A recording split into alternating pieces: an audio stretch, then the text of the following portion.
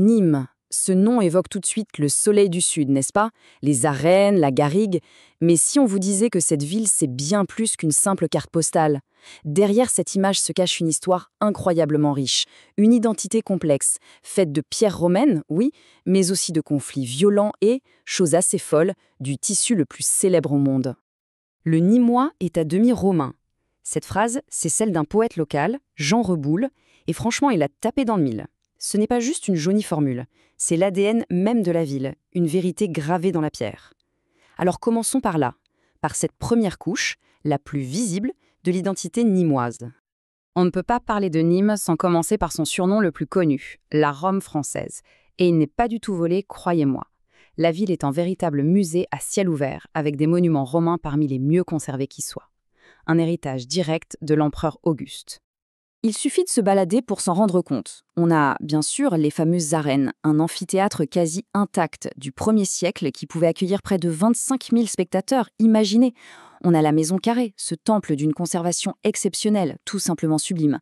Puis, tout en haut de la colline, la Tour Magne, le vestige des immenses remparts. Et même un détail d'ingénierie fascinant, le Castellum Divisorium, qui est en quelque sorte le château d'eau de l'époque, distribuant l'eau dans toute la cité. Une vraie ville romaine, complète et fonctionnelle. Mais voilà, l'histoire de Nîmes ne s'est pas figée à l'époque romaine, loin de là. Si on gratte un peu sous la surface de ces pierres antiques, on découvre une autre histoire, une histoire humaine, beaucoup plus tumultueuse et violente, qui a profondément forgé le caractère de la ville. Cette chronologie, elle montre une fracture qui a duré des siècles. Dès le XVIe siècle, Nîmes devient un bastion protestant, et ça, à l'époque, ça la plonge directement au cœur des guerres de religion. Entre la Michelade en 1567 et la bagarre de Nîmes, plus de 200 ans plus tard, la ville a été le théâtre d'affrontements terribles. Ça a laissé des cicatrices, c'est certain, mais ça a aussi forgé cet esprit de résistance, cette identité si particulière. Et pour bien saisir l'intensité de cette période, il faut s'arrêter sur cet événement, la Michelade. Le jour de la Saint-Michel, 1567, une émeute protestante a dégénéré en massacre, avec près de 90 religieux catholiques tués. Un acte d'une violence inouïe qui a marqué un point de non-retour et a enclenché un cycle de représailles qui a défini la ville pendant des générations. Allez, on change complètement de registre. On quitte les conflits religieux pour se plonger dans un tout autre chapitre de l'histoire de Nîmes. Un chapitre qui nous mène vers l'industrie et, de manière assez inattendue, vers la mode mondiale. Ça peut paraître un peu énorme dit comme ça, mais c'est la pure vérité. L'influence de Nîmes à l'échelle mondiale ne vient pas seulement de ses monuments antiques, mais aussi d'une création beaucoup plus souple que des millions de gens portent chaque jour, souvent sans même le savoir. En fait, il faut s'imaginer Nîmes comme une véritable capitale du textile. Ça a commencé avec la soie, au XVIe siècle, puis les bas tricotés sont arrivés. Un marché énorme à l'époque. Et en s'appuyant sur tout ce savoir-faire, au XVIIIe siècle, les artisans nîmois ont développé une nouvelle toile de coton, hyper résistante avec un tissage en sergé très reconnaissable. Une toile réputée pour sa solidité. Et c'est là que tout bascule. Cette fameuse toile qui s'exportait très bien, on l'appelait tout simplement la toile de Nîmes. Avec le temps, le commerce international, l'usage, de Nîmes s'est transformé en denim. Eh oui. Le denim, le tissu de nos jeans, vient de là. Le nom vient littéralement de la ville de Nîmes. C'est fou, non? Alors, avec cet héritage romain, cette histoire de conflit et ce passé industriel si surprenant, à quoi ressemble la Nîmes d'aujourd'hui?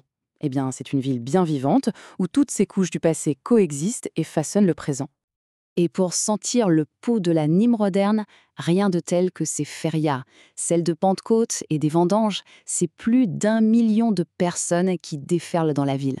C'est un mélange incroyable de traditions, de fêtes, de musique. C'est vraiment le cœur battant de la culture locale.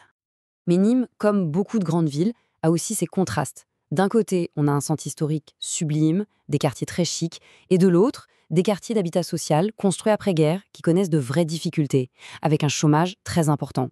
C'est aussi ça la réalité complexe d'une ville qui cherche à se réinventer et à réduire ses écarts. Et ce qui est génial à Nîmes, c'est de voir comment le passé et le présent dialoguent en permanence. Les arènes antiques, elles accueillent des concerts de Depeche Mode ou des corridas.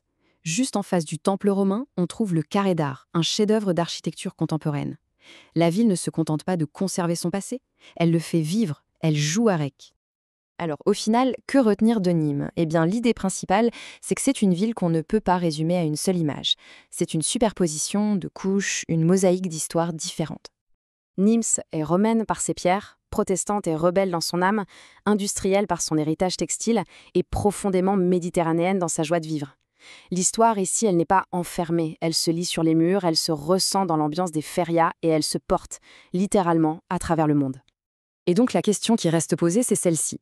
Comment une ville avec un héritage aussi dense et complexe se projette-t-elle dans l'avenir?